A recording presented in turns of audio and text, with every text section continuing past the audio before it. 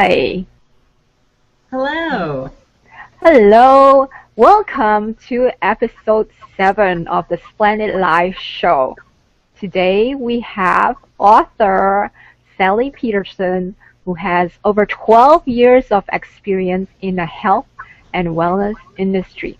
So she was living in Canada where she owned a small company, lived in a nice house, and drove a nice vehicle. But she said that something was missing, but she didn't know what it was. Then in 2011, she made a dramatic change in her life after some life-altering events. She packed up all her belongings and sold her house and moved to Canada with her teenage daughter and her small dog.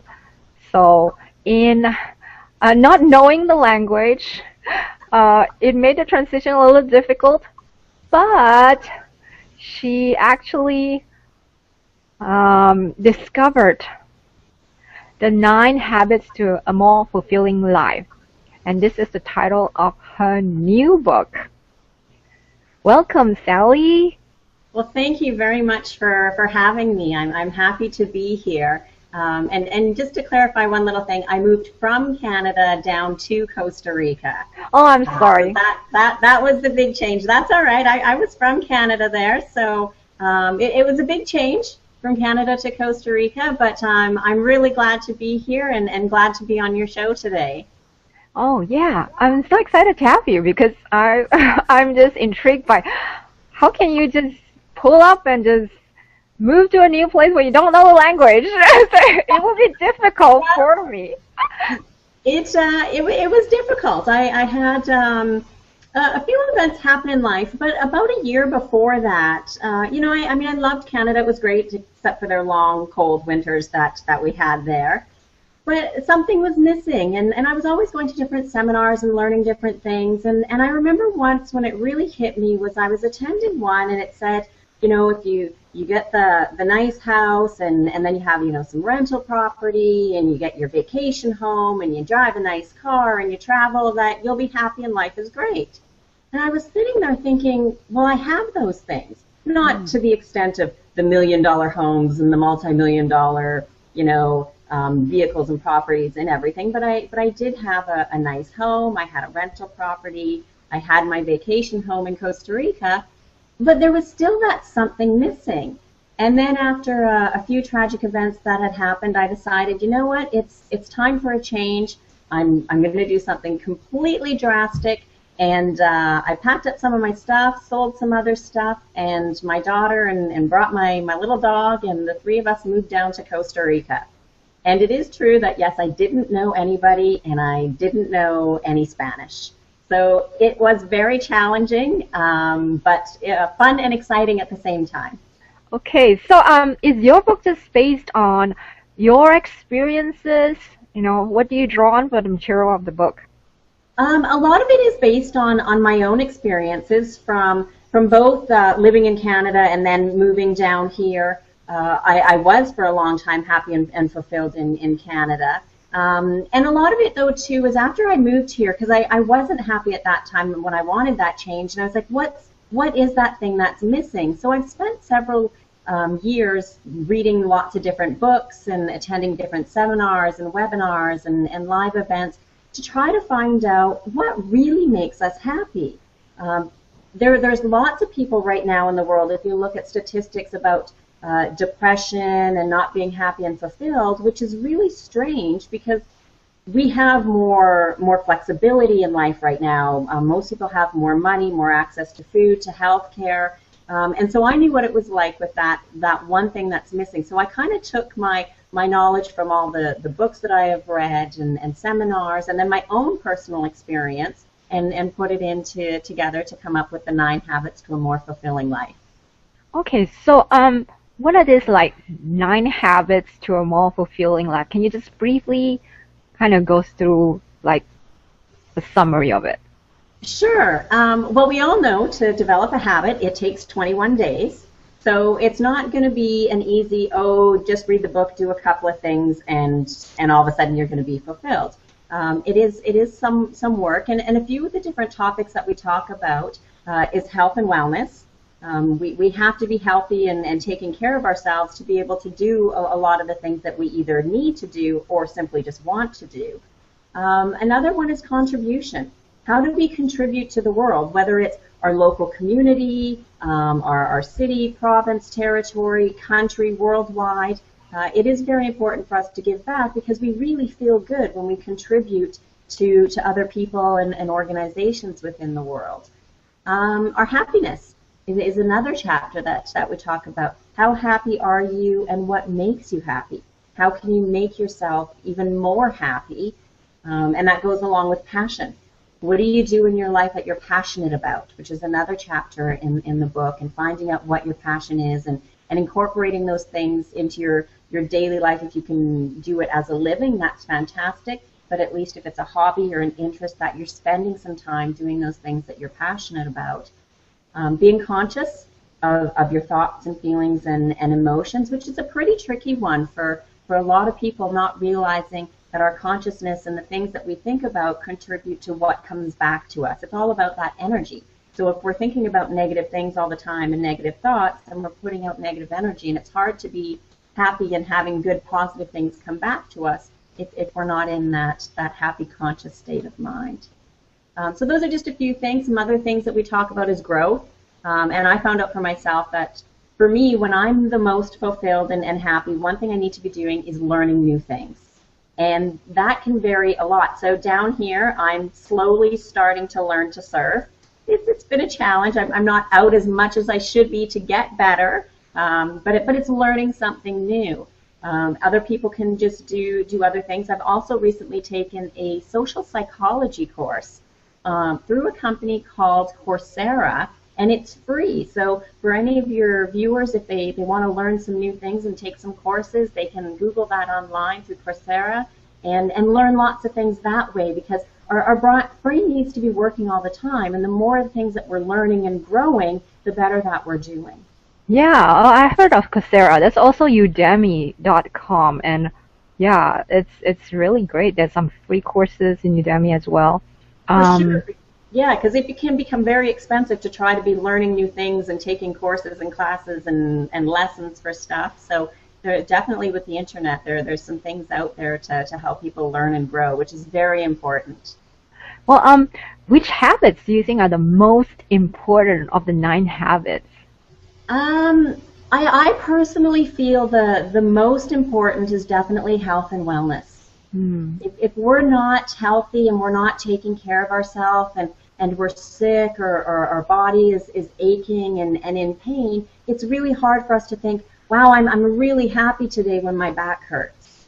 Or I'm really grateful for having food, clothing, and shelter if all I'm thinking about is that I'm sick and I'm taking medications and things like that. So I think that health and wellness is the number one core thing that we really need to be taking care of our bodies to do all the things that we either want or desire to do to move on and have a fulfilling life.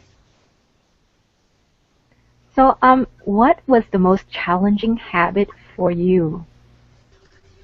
Well, and that's one thing that changes. If you would have asked me that question about 2 months ago, I would have said the regular exercise in the health and wellness section of the book. But what I recently did is I just changed my routine slightly. So before I would get my daughter off to school and I would do a little bit of work and I'd be thinking all day, oh, I need to work out, I need to work out, I need to work out. And if I don't do it fairly early in the morning, usually it wouldn't get done, and I'm aware of that with myself. So what I did now is I make sure that my daughter gets ready for school. I take the dog for a walk with her to the bus stop and bring him back, so the dog's taken care of, she's off to school, and then I work out right away. I don't open up my computer, I don't start work, because I know once I start doing other things, then for me it's really challenging to stop doing those things and to come back. So with just that little bit of adjustment, that when she goes off, when I bring them for a walk to the bus stop, come back, I work out right away, I've actually been working out on a regular basis and almost every day now. So now I think for me, I think a little bit is a bit of gratitude. I can get frustrated sometimes, and I'm sure lots of people can. We take a lot of things for granted. So, you know, I was having some problems with my computer earlier, and I was getting really frustrated thinking, like, why isn't this camera working? And then I thought, well, really though, you know, take your time, figure it out, and we have to really appreciate the fact that I'm in Costa Rica, and you're where you're at, and your viewers are wherever they are all over the world, and it's pretty amazing that we can all be communicating and seeing each other this easily, and we should be grateful for those things, and I should not be getting frustrated all the time with when things aren't working exactly the way that we want them to. So definitely gratitude all the time is a hard one, but I never said the habits were going to be easy. That's right. That's right. Yeah. Why did you write this book? For a few reasons. I figured, like I had mentioned earlier, with the amount of people that are going through depression and things right now, and we're supposed to be in a really great time in our life with having access to health care and food and clothing and travel and entertainment and everything that we have to, it's a wonder why, you know, there's so much depression. And part of it was because with me, I had all the things that were supposed to make me happy and wonderful and fulfilled, but you take out one or two of those habits that I talk about, and all of a sudden somebody doesn't feel that happy and fulfilled anymore. So I figured if I could take my experiences and my knowledge and put it together in a book and help anybody maybe do drastic things for some or just minor changes in the life of others to make them happier and more fulfilled and really enjoy life, because we only live once, so it is important that we enjoy it and we love it and we have fun with it. Yeah, we only have one life, so definitely make most of it. You moved to Costa Rica and you discovered the 9 habits to a more fulfilling life. So, does this mean someone needs to move to another country to have a more fulfilling life? Well, no. I've been known to do things a little extreme. So no, you don't have to. But for me, there was a number of things that I knew it was time for a change. So I did have my house already in Costa Rica a few years prior to that. And after a few events that had happened in my life, and I knew that there was that something missing before that, I just decided I was going to do something crazy and completely change everything. But no, other people don't have to do that. And in a sense, from where I'm at now, so I went from a city of over 1 million people to a town of maybe a couple thousand. So some aspects of those habits now are harder for me because I'm in a smaller place. So some things that I think about, like to learn and grow and stuff, I mean, I would love to go to museums and learn about different things at museums, and that could be one thing that somebody does is, you know, go to a museum once a month or once every couple of months for different things, but I can't do that here, yeah, because there's no museums in the area that I'm at. So moving to another country isn't always the best and easiest solution.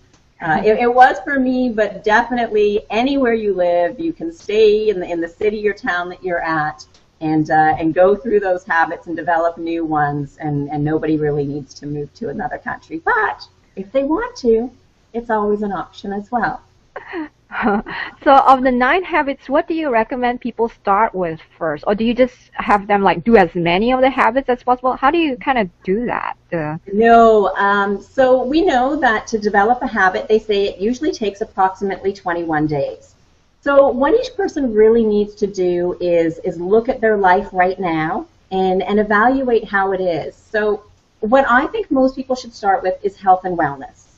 Now, for some people, though, that are already healthy, exercise well, eat regularly, that might not be their first thing. Their first thing, maybe they realize that they're going to the gym and they're doing all those things, but they're not doing stuff to grow their mind. They're not learning new things. They're going to work, they go to the gym, they go home, they watch TV, they go to bed. They get up, then they do that same kind of routine. So for them, putting in something new to learn and grow might be the number one thing for them to start with. For somebody else who loves learning new things and doing things, maybe the contribution is what's missing for them.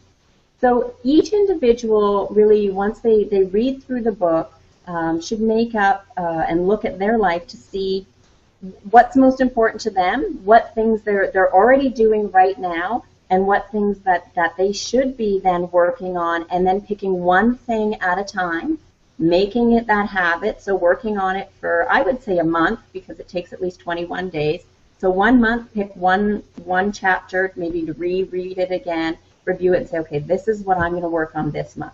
And then you've made it that habit. And then the next month, you pick another one, and then you make it a habit, and then you move on to another one. Because if they try to do everything all at once, it's overwhelming, it's too much, and chances are they're not going to be successful at it. It's just too much of a change. Even for me, I couldn't make all of those changes all of the time, like all at one time, and think that it's going to work out, and within a month I'm going to have all these new habits and everything's going to be wonderful. It would be just way too challenging. Yeah, I know, huh? So I'm going to show like a picture of your book, and I have it here on screen here. It's called 9 Habits to a More Fulfilling Life, How to Live a Positive and Happy Life by Sally Pederson. So can you tell us where our audience can get your book?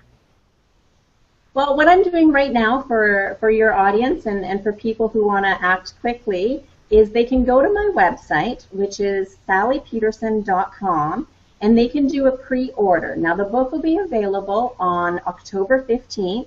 So what I'm doing for everybody that is doing a pre-order is I'm going to give it away to them.